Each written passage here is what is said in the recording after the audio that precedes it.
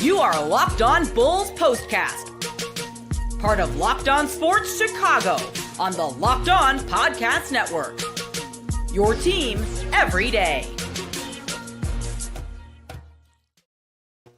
The Chicago Bulls defeat the Portland Trailblazers 118-113. My name is Joe George, host of the Locked On Bulls Postcast here on the Locked On Sports Chicago YouTube channel. Reminder, you can find us on audio as well. Locked On Bulls audio feed, Apple, Spotify, wherever you get your podcasts. But the Bulls win this game 118-113. And today's show is brought to you by FanDuel. By FanDuel. Right now, new customers can get up to $200 in bonus bets from FanDuel. All right, let's talk about today's game. So there's a bunch of stuff to get into. A bunch of great individual performances and stats and things that were accomplished in this game from Josh Giddey, Vucevic, Nikola Vucevic, all of it. But they also were extremely sloppy in this game. They got killed in the turnover margin. The Portland Trailblazers had tons of offensive rebounds, but the Bulls found a way to win this game. And honestly, it didn't really feel like they were going to for a large portion of this game. Now, Vooch starts off this game going 6 of 7. He had 13 of the Bulls' first 22 points. The Bulls are up 22-18. At the end of the first quarter, the Bulls were down 33-30. So they had a lead at one point in the first. They let it slip away. And then that's really when the turnovers start to come into play in the second quarter. And the Bulls ended up in this game with 18 turnovers, 23 points conceded off of turnovers in this game. So look, if you're playing a good basketball team, you're getting crushed in this game. That's the reality of it. But you're playing a team that has basically an identical record for you, is battling for the last spot in the Western Conference play-in tournament. Feels like that's very up for grabs with everything that's happening around the Trailblazers. It's like, this is a fun, young, kind of up-and-coming team still. They're very much like, they're in a very different position than the Bulls, mainly because I would say the Blazers' future feels like a little bit brighter. I would say overall because of the young pieces on their roster, but they're fighting for the same thing that you're fighting for right now, that you have. You have a play-in spot. They want a play-in spot at this point in the season. The Bulls are down 54-52 in the second half, and finally the Bulls got up 10 in the third quarter. It took a while for them to get up by 10. And in the third, we saw two incredible Modest Buzelis dunks. The first one, he cocked it all the way back. The second one, he does the double pump, gets fouled, gets the and one on the play. Modest Buzelis, his first career double-double in this game. One of the many individual achievements that we'll talk about. 12 points, 12 rebounds, 10 of them defensive rebounds. He also had 3 blocks in this game. So Modest Buzelis, congrats to him on his first double-double. You know, they were showing the kind of like the 6 guys of, you know, the 6 guys that are probably competing for the all-rookie team at this point in the season. Buzelis is on there. I'll be honest, I think he's a shoo-in for it at this point. When you look at the way he played after he became a starter, he has been one of the best rookies in the NBA tonight. So not surprised to see him get his first double-double. I do feel like, though, with Buzelis, not a super big negative on him, but we've seen him tasked this entire season with incredible challenges, whether he's guarded Giannis or LeBron or Kevin Durant. But tonight it was Deni Avdija, who I honestly, before this game, forgot he was even in the league still at this point. He was cooking the Bulls tonight, and part of that was on Buzelis. He had a couple possessions that were really tough for Modest. He ended up with 37 points and 11 rebounds himself, so he was all over the place. Really the Blazers' best player, but the Bulls, the individual statistics did not stop there. And we'll get back to the turnovers and the offensive rebounds. Let's talk about the good stuff here first. Nikola Vucevic, 31 points, 12 rebounds on the night. So Vooch he is now tied with the second most rebounds of all time, second most double-doubles all time in Chicago Bulls history with 200, tying Scottie Pippen. Feels like he's going to get that other one and be number 2 before he's traded in the offseason. On the off chance he's not, he'll never be number 1. That number feels, I think he's like 80-something away. He's getting nowhere close to that number. But Vooch is going to be number 2 all time, which is crazy to say still, in double-doubles in Bulls history. And then you have Coby White, 31 points, his 8th 30-point game of the season, his 17th game in the last 18 with 20 points or more. So Coby White continues to be very efficient and a really good scorer for this team. He has 7 assists, 5 rebounds, 9 of 16 from the field. And then you have Josh Giddey, the $80 to $120 million a year man at some point. I don't know where he's going to fall, but 15 points, 12 assists, 19 rebounds. He led both teams in rebounds. Donovan Clingan, the Blazers rookie, at 18 in this game, but Josh Giddey had 19 boards, 14 defensive rebounds, 5 offensive rebounds, just everywhere in this one for Josh Giddey. So a bunch of really good individual performances in this game that were the reason why. I mean, like, that's what you need from, like, if you're trying to win basketball games, you're not going to be playing well. You need your guys to step up. And to credit the Bulls for after all these turnovers, after all these offensive rebounds allowed, in which Portland was really taking advantage of throughout the entire, I would say throughout the entire game until it felt like there in the fourth quarter. That would say kudos to these guys for stepping up. They scored 40 points, the Bulls did, in the third quarter. They outscored the Blazers 40-29. So they cooked them in the third. And that's really the only quarter where they really handled them at all. They outscored in the first. They outscored the Blazers by 1 in the second. They were outscored in the fourth as this game tightened up there at the very end. So it's the third quarter that's absolutely the difference maker in this game. All right, let's get to our... This is going to be a tough one tonight. I don't know where I'm going to even go with this one yet. Let's get to our Locked On Player of the Game. This is the Locked On Player of the Game. I think there are, like, all 4 of those guys, I think, are all quality candidates. Vooch, Coby, Modest, and Giddey. But we're going to have to go with Josh Giddey. 19 rebounds from your point guard, 12 assists, 15 points, attacking the rim really well tonight. He also had a couple of those moments where not great, possessions. The reason why I lean him over Coby White specifically is if you think back to, I think it was the fourth quarter. Yeah, fourth quarter there. He's driving to the paint. He goes up in the air, does that thing where he turns around as he's flying out of bounds, throws it off Vooch, and it goes off his feet. And that's where the Portland Trailblazers have a chance to make it a 3-point game. And that's such just, I'm going to count that as a knock on Coby, if anything, just to pick on him, just so I can easily pick Josh Giddey as the locked on player of the game tonight. So big takeaways from this game, honestly, to me, it's the same old for a lot of these Bulls issues that we've seen. We've seen them play almost an entire season. We only have a handful of games left in the regular season before the play-in tournament gets here. And it's just been the turnovers have been a huge problem throughout the year. Now, we've seen the Bulls play really good basketball when they don't turn it over, but they were so reckless with it tonight. And that's where it'd be one thing if the Bulls were playing a really talented team, like when they played the Thunder the other night, right? And they got smoked by like 40. That's a team that's just one of the best teams in the league. They're great defensively. They have guys like Shai Gilgeous-Alexander and Lou Dort who, just any given night are going to cook you defensively. And they are going to make your life a living hell for a player if you're on that team. But for the Bulls tonight, they just played mostly reckless basketball. And that's the one thing that over these next handful of games, as you get ready for the play-in tournament, and hopefully are hosting a play-in game, because if you missed it on the broadcast, the Bulls have the 3rd highest attendance this season.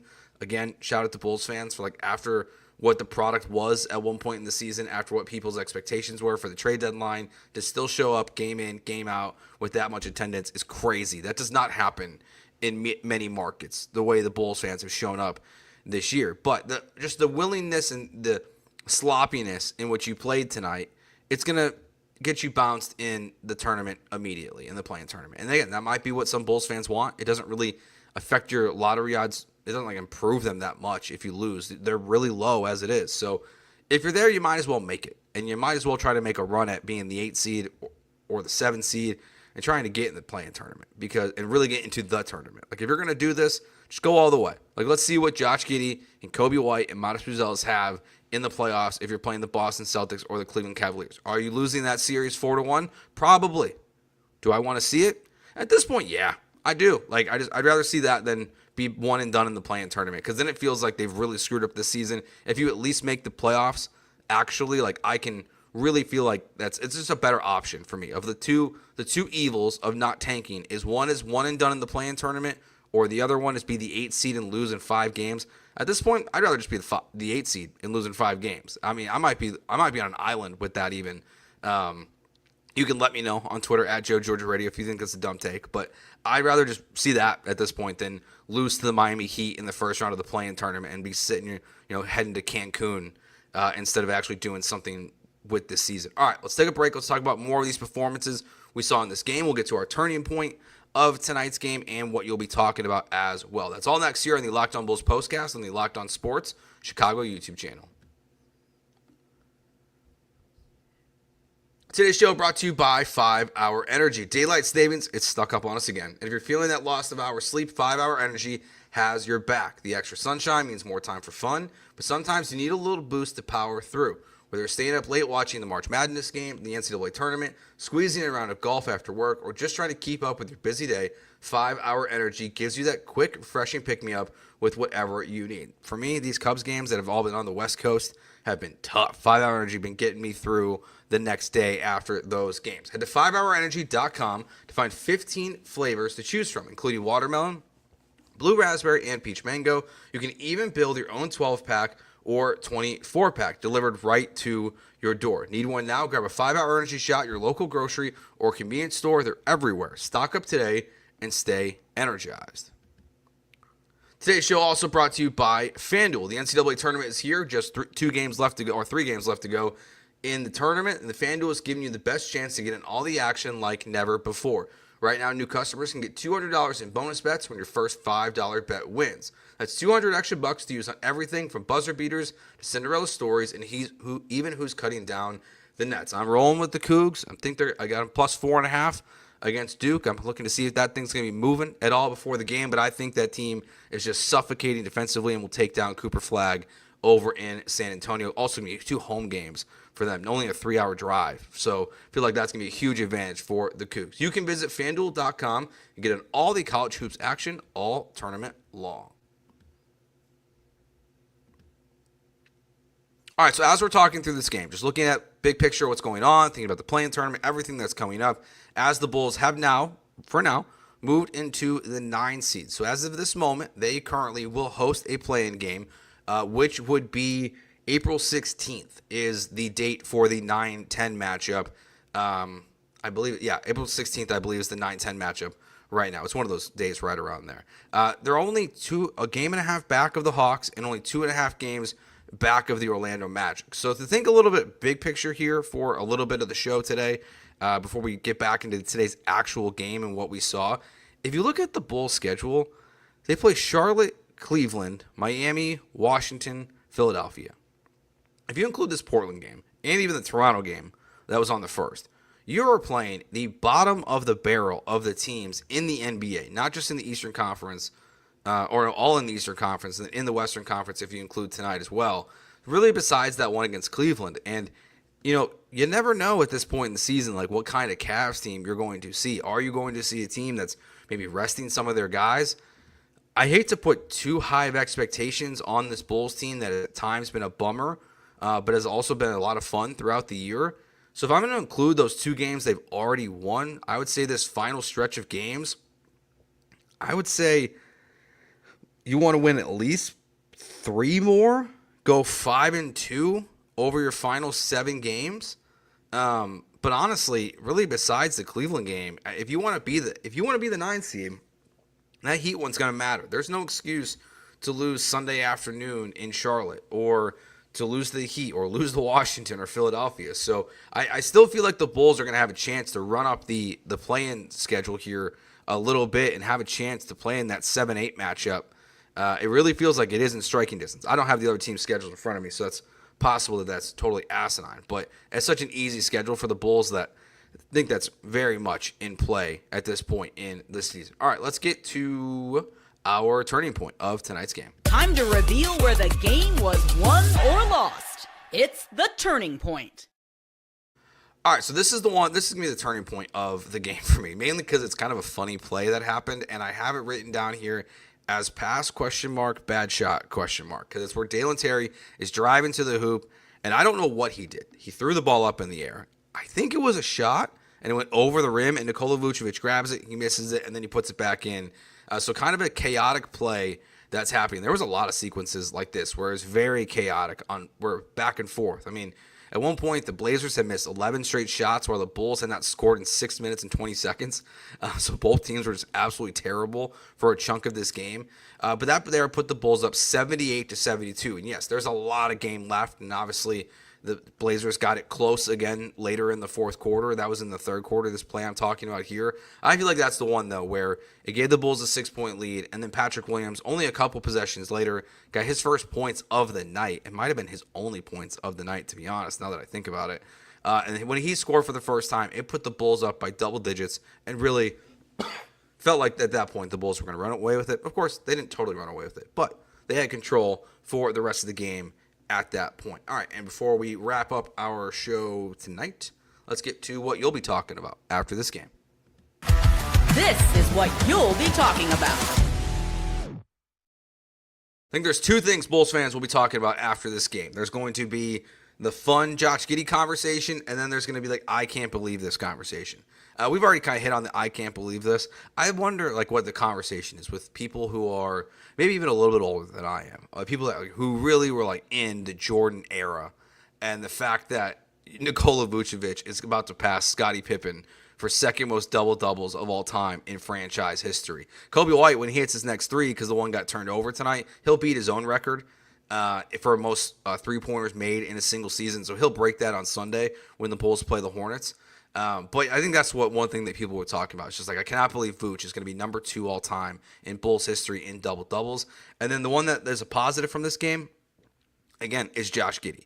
What Josh Giddey's doing right now is really showing that the Bulls are going to have to pay him. I think the conversation on his contract is fascinating. I think it was Ricky O'Donnell from SB Nation was talking about cap him out at, offer him 4 years, $80 million and say we're doing nothing else.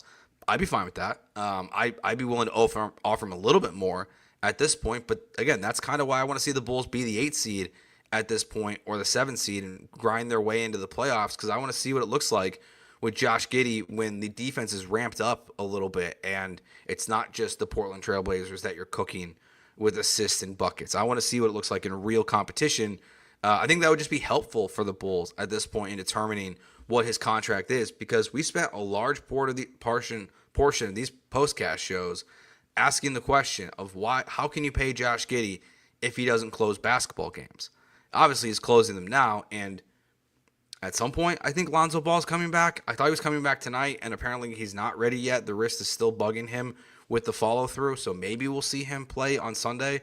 Not shut down for the season, but just not where he wants to be. Does feel like Trey Jones is done for the year, but that's fine. Dalen Terry, I think, has done a good job in the recent week and a half or so, or 2 weeks since that injury, of getting some good minutes for the Bulls. The one play he had tonight where he was jumping out of bounds and saved it, and the Bulls got a bucket after. High-effort play, and that's kind of what Dalen Terry has been, what he needs to be at this point to get meaningful minutes on the Bulls roster. All right, so that will do it for us for this episode of the Locked On Bulls postcast. My name is Joe George. The Bulls 35-42 now on the season. They've won 118-113. We will not have a postcast show on Sunday because I'll be doing a Cubs postcast show over on the Locked On Cubs YouTube channel, so we'll be back next week. Thanks for watching. Talk to you next time. Peace.